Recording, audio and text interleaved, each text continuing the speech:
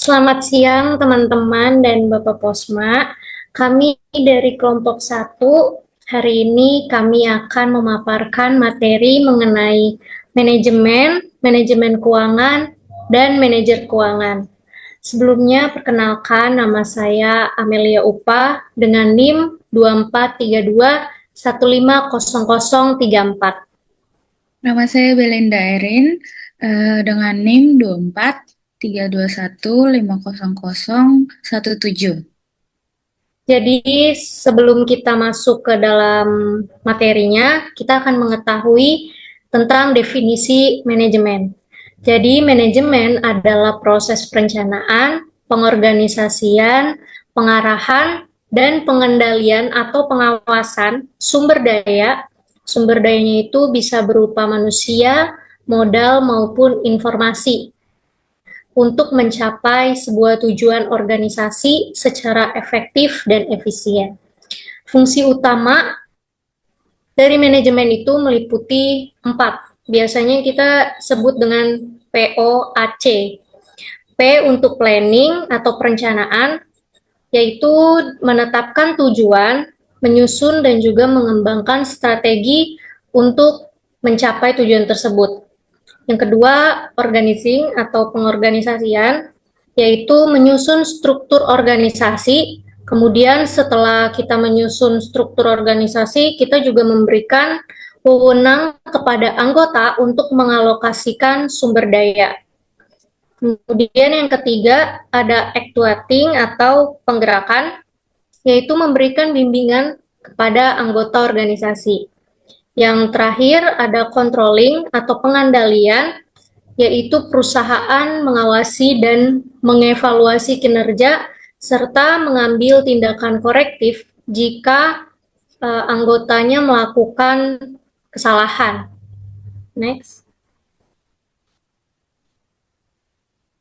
Selanjutnya ada manajemen keuangan. Jadi manajemen keuangan ini merupakan salah satu bagian dari manajemen. Manajemen keuangan merupakan ilmu dan seni tentang bagaimana cara perusahaan mendapatkan dana, menggunakan dana, dan mengalokasikan dana tersebut secara efisien untuk mencapai tujuan organisasi. Nah, ada dua aktivitas utama dari manajemen keuangan, yaitu mencari dan menggunakan dana tersebut. Kedua aktivitas ini juga disebut dengan fungsi keuangan, di mana perusahaan fokus pada cara untuk memperoleh modal, untuk membiayai operasional, serta mengalokasikan modal yang sudah diperoleh ke dalam berbagai aset yang diharapkan nantinya aset itu akan menghasilkan laba dan nilai di masa depan. Lanjut. Selanjutnya ada ruang lingkup manajemen keuangan. Jadi ruang lingkup manajemen keuangan mencakup 3 hal utama. Artinya nanti keputusan-keputusan yang diambil oleh manajer keuangan itu berputar di dalam 3 hal utama ini. Yang pertama adalah keputusan keuangan. Keputusan keuangan itu adalah semua yang bersangkutan atau semua keputusan yang diambil tentang bagaimana cara perusahaan memperoleh dana. Yang kedua, keputusan investasi, yaitu semua keputusan yang diambil untuk mengalokasikan dana ke berbagai aset yang diharapkan mampu menghasilkan laba di masa depan. Yang ketiga ada kebijakan dividen, yaitu di mana manajer keuangan nanti akan menentukan laba bersih yang dibagikan ke pemegang saham dan juga laba bersih yang akan dicadangkan untuk menambah modal periode berikutnya. Selanjutnya, ada tujuan manajemen keuangan.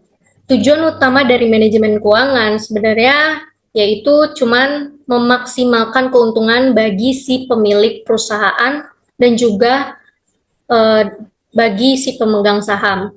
Nah, untuk mencapai tujuan tersebut, ada beberapa hal yang harus diperhatikan untuk mengevaluasi setiap keputusan dan juga kinerja perusahaan.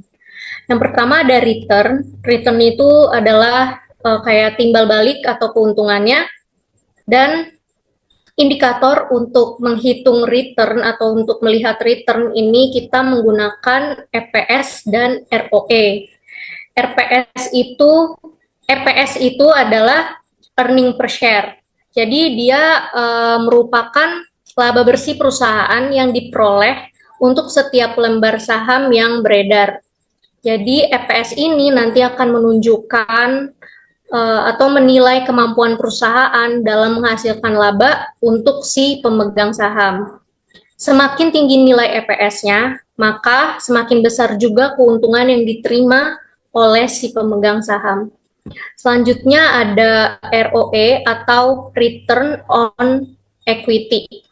Dia merupakan ukuran untuk melihat seberapa besar laba yang dihasilkan perusahaan dari modal sendiri. Jadi ROE ini dia menunjukkan seberapa efektif modal sendiri yang digunakan untuk menghasilkan keuntungan. Semakin tinggi nilai ROE, maka menunjukkan bahwa perusahaan tersebut semakin efisien dalam mengelola modalnya untuk menghasilkan laba.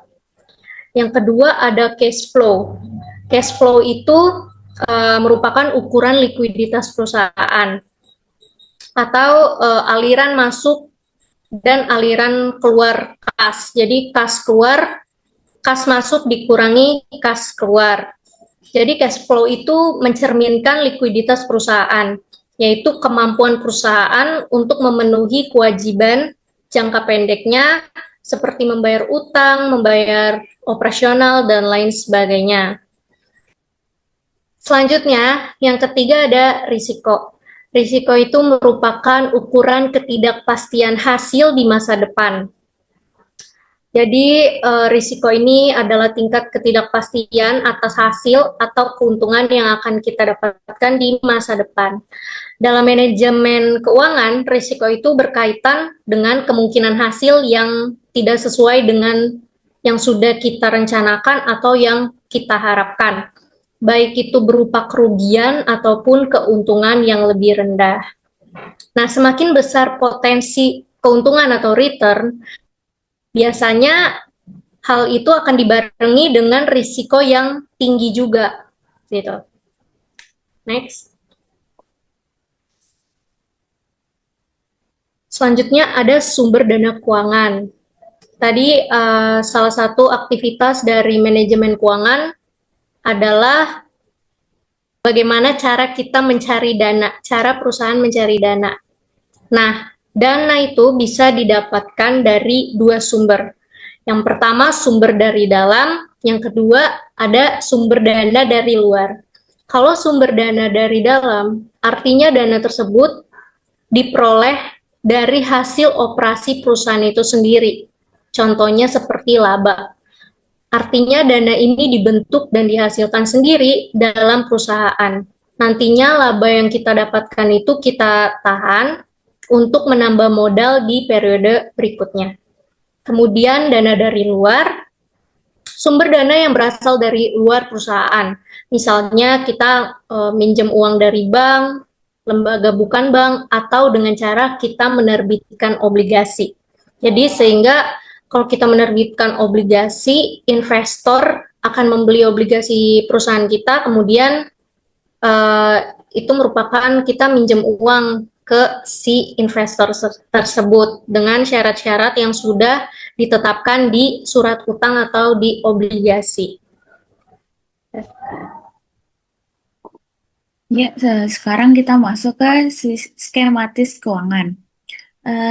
Jadi secara garis besar itu alur kerja manajemen keuangan itu bisa digambarkan sebagai proses mendapatkan dana, mengelola dana, lalu mengembalikannya ke penyedia modal sambil tetap menghasilkan keuntungan untuk perusahaannya.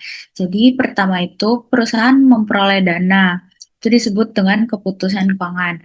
Yang kedua, dana dialirkan ke perusahaan dan dana itu dikelola oleh manajemen keuangan. Yang ketiga, dana itu dipakai untuk kegiatan operasional yang disebut dengan keputusan investasi. Dan yang keempat adalah hasil dari penggunaan dana itu atau keuntungan atau laba. Itu yang pertama eh, di harus dikembalikan kepada penyedia dananya, pada pemberi modalnya dulu, lalu sisa dari laba tersebut akan diinvestasikan kembali menjadi laba ditahan. Nah, jadi kita masuk ke yang pertama tadi, berusaha memperoleh dana itu keputusan keuangan. Jadi perusahaan itu kan pasti membutuhkan modal untuk mereka menjalankan kegiatan operasional mereka. Nah, jadi sumber dari dana tersebut itu bisa dari pasar keuangan seperti bank, meminjam tadi, lalu ada dari investor yang bisa eh, menyetorkan dana mereka ke dalam perusahaan tersebut, lalu penerbitan saham atau obligasi. Nah, bagian ini itu disebut sebagai keputusan keuangan, yaitu bagaimana perusahaan ini memilih cara yang paling efisien atau paling cocok untuk mendapatkan dana bagi perusahaan mereka. Selanjutnya, yang kedua adalah em, dana ini dialirkan ke perusahaan, yaitu dikelola oleh manajemen keuangan. Nah, jadi setelah dananya itu diterima, manajemen keuangan itu bertugas untuk mengatur penggunaan dana tersebut.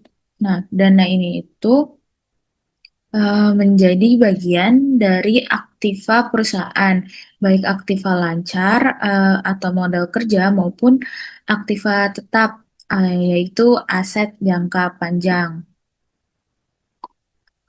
Selanjutnya, yang ketiga tadi, dana ini dipakai untuk kegiatan operasional. Nah, jadi dana-dana yang tadi sudah terkumpul itu akan digunakan untuk hal-hal yang memberikan manfaat bagi perusahaan tersebut. Misalnya seperti mereka harus membeli mesin, terus harus menambah persediaan untuk perusahaannya, atau mereka juga akan memperluas usahanya biar lebih banyak lagi. Nah, eh, hal ini tuh termasuk ke dalam keputusan investasi, yaitu mereka memilih proyek atau aset yang paling menguntungkan dan aman untuk perusahaannya tersebut. Dan yang keempat adalah danain hasil dari penggunaan dana atau keuntungan atau laba. Nah, jadi setelah dananya digunakan, perusahaan itu akan menghasilkan pendapatan. Nah, di situ akan muncul dua alur. Yang pertama, kewajiban kepada penyedia dana, dan yang terakhir adalah sisa labanya itu akan digunakan sebagai laba ditahan. Nah, yang pertama, kalau modalnya berasal dari utang, jadi perusahaannya itu harus membayar bunganya tersebut. Tapi kalau modalnya itu berasalkan dari saham, perusahaan itu akan bisa membagikan dividen. Nah, itu merupakan bentuk pengembalian atau kompensasi kepada pihak yang memberikan modal kepada perusahaan mereka. Nah, yang kedua itu sisa laba. Nah, jadi sebagian laba itu tidak dibagikan, tetapi mereka tahan untuk menambah modal perusahaan mereka di masa depan nanti kalau ada butuh sesuatu. Yang kedua, laba ditahan ini itu bisa dipakai untuk investasi tanpa harus mencari pinjaman lagi atau menerbitkan saham. Selanjutnya, kita akan masuk ke dalam tanggung jawab utama manajer keuangan.